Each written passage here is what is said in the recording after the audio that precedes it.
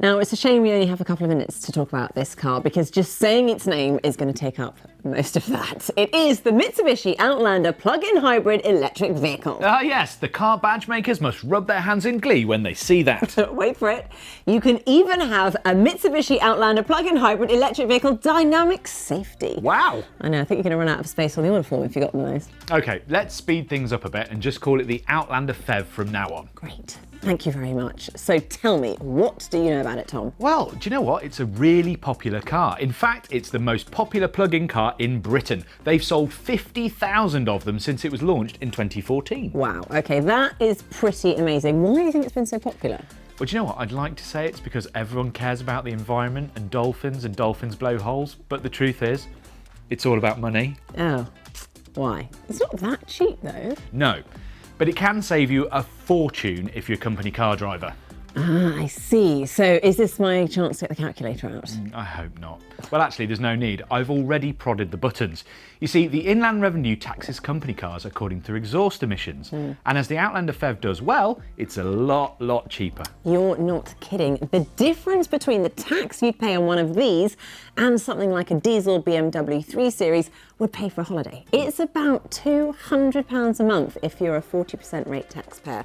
And for me, I think that's a deal breaker. Well, there's no doubt that the BMW will be better to drive, and if you do a lot of long journeys, it will probably be cheaper to run too. So how does that work? Because I thought the Outlander was economical.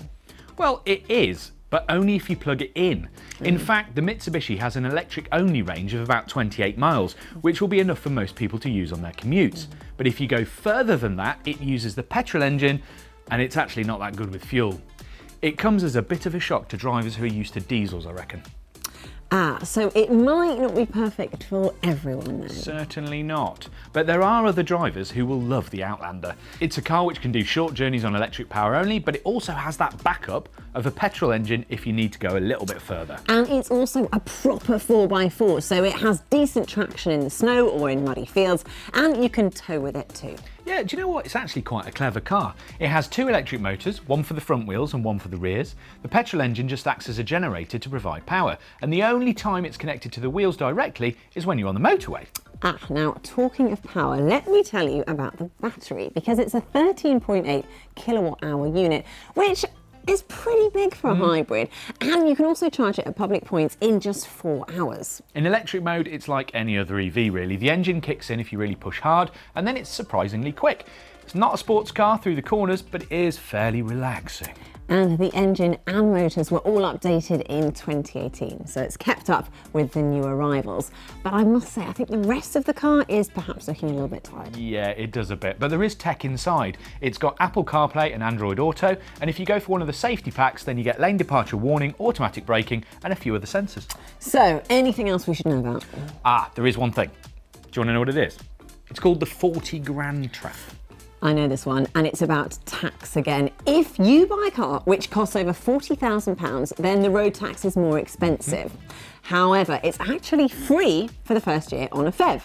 But in the second, third, fourth, fifth and sixth year of ownership, you have to pay £320 a year. Okay, so the big question is the Outlander over 40 grand? Well, yes, some models are, and others will be if you order a couple of options, such as metallic paint or a tow bar, so you do need to be careful. That, my friend, is useful advice. Anything else we should know? Well, thank you. Yes, there is. There is, in fact, an all-new model due in the summer of 2020, so if you can wait, it might be worth it. I want to know if that's going to have a sensible name, though.